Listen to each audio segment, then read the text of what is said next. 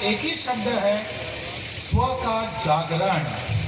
स्व जागरण, हमारा स्व जो है, हमारा स्वत्व जो है, उसका जागरण करने की आवश्यकता है।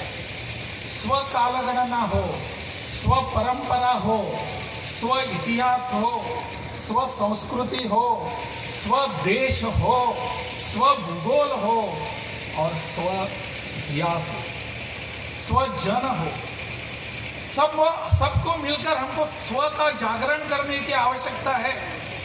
आने वाला समय जो है वो स्व का जागरण करने का समय है।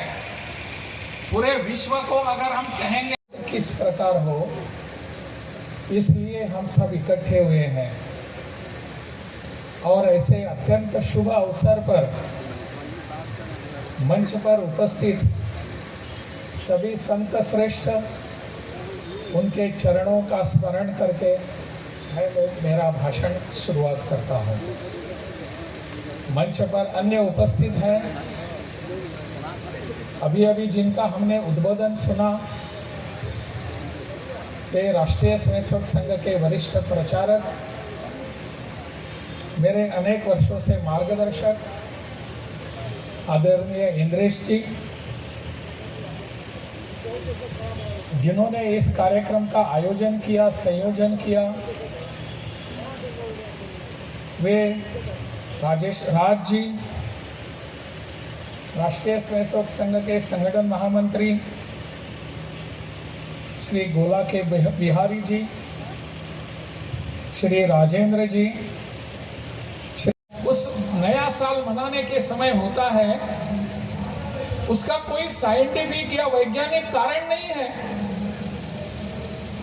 कुछ वर्ष पूर्व, ये तो साल का 2000 ही पूरे हुए नहीं अभी तक, 2000 पूरे होते जाते हैं ईस्वी के, और वो भी ईस्वी के जन्म के कारण उस दिन होता है, ऐसा नहीं।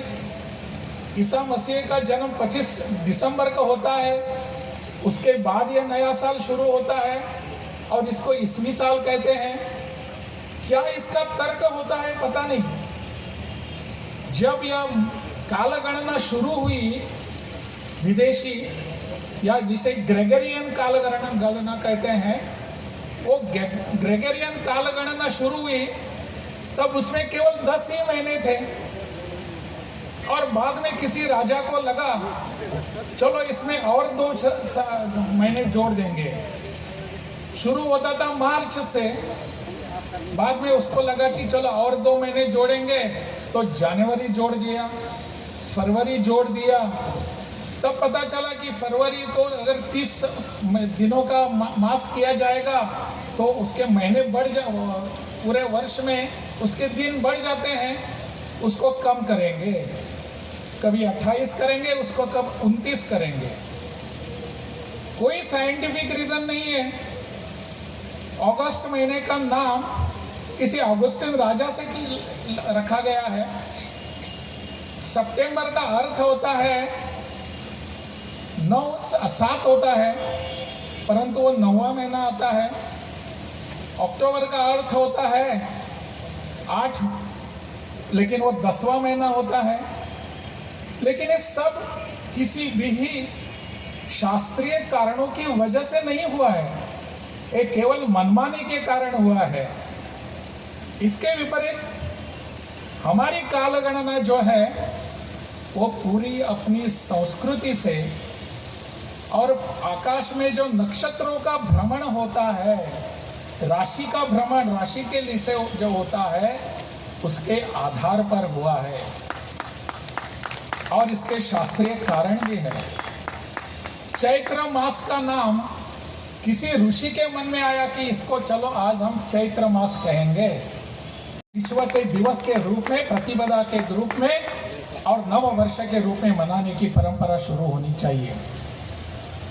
सृष्टि का माहौल बदलता है, वातावरण बदलता है, दक्षिणायन से हम उत्तरायण में आते हैं, सूरज धीरे धीरे और जल्दी आता है। ऐसे अनेक कारण है इसको मनाने के लिए, परंतु हम कुछ कारणवश इसको भूल गए हैं। लेकिन ये जो कालगणना आज की जो है अंग्रेजी पद्धति, आई कब से? अंग्रेज जब यहां आए तब से। इसके पहले हम कहां थे? कौन सी काल गणना का उपयोग कर रहे थे? अंग्रेजों को आए लगभग 150 वर्ष हो चुके हैं, या समझ लीजिए 200 वर्ष हैं। तो 200 वर्ष का उसी काल का हम अभी उपयोग कर रहे हैं। उसके पहले हमारी ही तो काल गणना थी। इस परंपरा की, इस संस्कृति की, इस वैदिक परंपरा की थी। आज भी हमारे यहाँ बिहार से सटा हुआ नेपाल का देश है, नेपाल राष्ट्र है, वहां आज भी काल गणना हिंदू पद्धति की काल गणना है, जो राष्ट्रीय स्तर पर वहां लोग उसका उपयोग करते हैं, नेपाल में करते हैं। हम क्यों नहीं कर सकते अपनी परंपरा का पालन? मुझे लगता है धीरे धीरे इसको करने की आवश्यकता है। इसलिए इस काल गणना को अपनाना आवश्यक है। और यह जो पर्व है ऐसा थोड़ा ही है, इसके कुछ शास्त्रीय कारण है। इसको चैत्र मास इसलिए कहा गया है कि चैत्र की पूर्णिमा जिस दिन होती है उस दिन चित्रा नक्षत्र होता है, इसलिए इसको चैत्र कहा गया है। वैशाख की पूर्णिमा जब होती है उस दिन विशाखा नक्षत्र का उदय होता है, इसलिए उसको वैशाख कहा गया है। फाल्गुन को ऐसे ही कहा गया है, जिसे हम फागुन कहते हैं। सावन को ऐसे ही कहा गया है। भादव को भाद्रपद नक्षत्र से नाम दिया गया है। इसके कुछ शास्त्रीय कारण है। किसी के मन में आया और इसीलिए चलो मनाएंगे आज से, ऐसा थोड़ा ही है। इसीलिए शास्त्रीय कारणों के आधार पर जो काल गणना हजारों वर्ष से हमारी आती है उसी को ही मनाना उचित होता है। आज का कार्यक्रम इसको उजागर करने का है। इसलिए मैं राजेश्वर राज जी का अभिनंदन करता हूं, उनके सभी साथियों का अभिनंदन करता हूं कि ऐसे सब एक विषय को लेकर समाज में जाकर पुनः जागरण करने की आवश्यकता थी, उन्होंने ये प्रयास शुरू कर दिया है। जैसे कि सब लोगों ने यहाँ बोलते समय इच्छा व्यक्त की, मुझे भी लगता है धीरे धीरे इसका प्रसारण, इसकी लगन पूरे बिहार बोलने के लिए दिया जाना चाहिए। और इसलिए मुझे बोलने का यह अवसर मिला है। यह बहुत ही शुभ अवसर इसलिए है कि हजारों लाखों वर्षों की परंपरा को आगे बढ़ाते हुए नव वर्ष मनाने का यह शुभ अवसर है।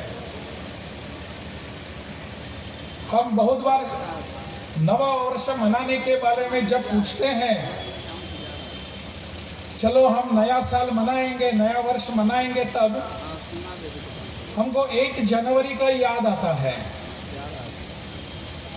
पता नहीं ये परंपरा कब से शुरू हुई। फाल्गुन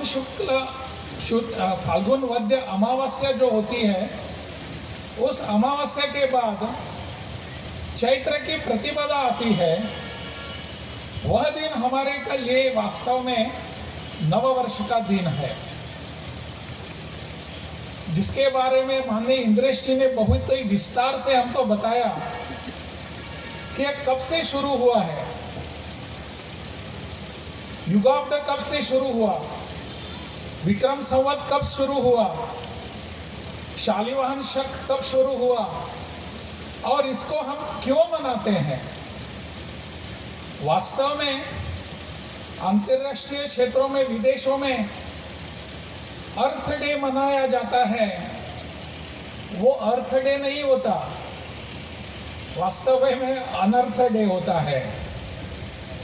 अर्थ डे जो होता है वो विश्व दिवस जो होता है वो चैत्र शुक्ल प्रतिपदा का होता है। और इसके शास्त्रीय कारण होते हैं। किसी के मन में आया चलो आज से हम यहाँ हैप्पी बर्थडे बनाएंगे, विश्व दिन, परंतु कभी भी हम शस्त्र लेकर नहीं गए थे वहां। हम हमारा शास्त्र लेकर गए। हमारा शास्त्र उनके शस्त्रों पर भारी पड़ा था। इसलिए जो कि माननीय इंद्रेश जी ने जो कविता हमको सुनाई, सारे जहां से हिंदुस्तान हमारा, और हमको दोहराने के लिए भी कहा, वो भाव हमारे मन में आना चाहिए। सारे जहां से अच्छा हिंदुस्तान हमारा, ये जो कविता कवि इकबाल ने की, उस कवि ने आगे क्या लिखा है उसको भी समझना जरूरी है। उन्होंने इस देश के सब लोगों के बारे में कहा है, जो मैं बाहर जाकर अपने देश लोगों ने जो संदेश दिया, उसका संदेश कवि इकबाल ने, इकबाल की कविता है ये, कवि इकबाल ने आगे जाकर कहा है, कोई बतलावे काबुल में जाकर कितने मस्जिद तोड़े। ये अटल जी की कविता है। कोई बतलावे काबुल में जाकर कितने मस्जिद तोड़े, गोपाल राम के नाम पर कभी अत्याचार किए। कभी अत्याचार नहीं किया हमने। विदेशों में जाकर वहां के धर्म, उनके जो धर्म स्थल है, श्रद्धा स्थल कर स्थान थे, हमने कभी नहीं तोड़े। हमने अपने विचारों का वहां प्रदान किया, उनको प्रतिपादन किया, और उससे वो हमारे बन गए। स्वामी विवेकानंद शिकागो में जब जाते हैं तो शस्त्र लेकर नहीं गए थे, वहां उन्होंने शास्त्र लेकर गए थे।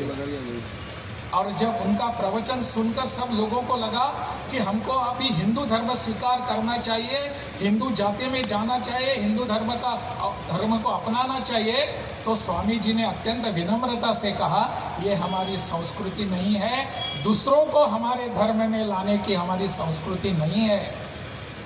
आप अपना ही धर्म का जागरण और उसका आचरण ठीक ढंग से कर दो। ये हमारी संस्कृति है। हमने बाहर जाकर कभी अत्याचार तो नहीं किए। इसलिए मुझे लगता है यह जो स्व का जागरण है, यह जागरण हमको पुनः एक बार शुरू करने की आवश्यकता है। और यह जागरण हमारे ऐसी परंपराओं को पुनः जागृत करके, पुनः प्रस्थापित करके, आप सब सुबुद्ध हैं, आप समझ सकते हैं कि हमको आने वाले काल में जिस काल को प्रधानमंत्री जी ने अमृत काल कहा है, आने वाले 25 वर्षों का काल अमृत काल है, क्योंकि 2047 में अपने देश की स्वतंत्रता के लिए, स्वाधीनता के लिए हम 100 वर्ष मनाएंगे। और वो 100 वर्ष के कारण आज से 25 वर्ष हैं। इस 25 वर्षों में हमारा काम क्या रहेगा? हमारा कर्तव्य रहेगा कि सब लोगों में जागरण करना, स्व का जागरण करना, स्वदेशी का जागरण करना, स्व परंपरा का जागरण करना, स्व संस्कृति का जागरण करना, और स्व इतिहास का जागरण करना। यह जब हम सब लोगों के सामने लाएंगे तो हमारा आने वाला 25 वर्षों का काल सच्चे अर्थ में, सही मायने में अमृत काल बनेगा, और हमको विश्व गुरु बनने से कोई रोक नहीं सकेगा। आवश्यकता है हम सबको इस विचार की दिशा में आगे बढ़ने की, एक प्रण लेकर, एक संकल्प लेकर, और एक निश्चित रूप दिशा देकर हम संकल्प लेकर यहाँ से जाएंगे। इतना ही मैं आप सबसे आह्वान करूंगा। भारत माता की जय।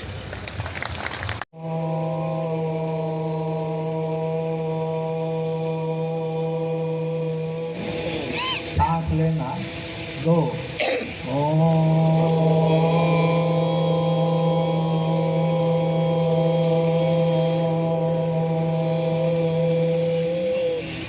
सांस लेना, 3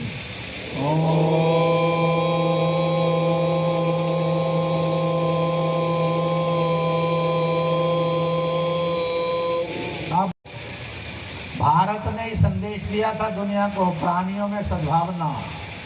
भारत ने दुनिया को संदेश दिया था विश्व का कल्याण हो। इस भारत को याद करना, और मुझे और आपको भगवान ने इस घोर संकट के समय में इसलिए भेजा, जा बेटा जा बिटिया, और धरती पर इस धर्म की और संस्कृति की स्थापना करने की ड्यूटी तुझे देकर भेज रहा हूँ। फालतू में नहीं भेज रहा हूँ, कर्म देकर भेज रहा हूँ। अगर हमने ये नहीं किया तो हम बोझ हो जाएंगे। हम धरती पर पाप हो जाएंगे। इसलिए इसी को करने के लिए दायित्व ईश्वर ने चुना। मैंने और आपने कोई ऐसे सत्कर्म किए होंगे जब प्रभु ने कहा जाओ महाभारत के अंदर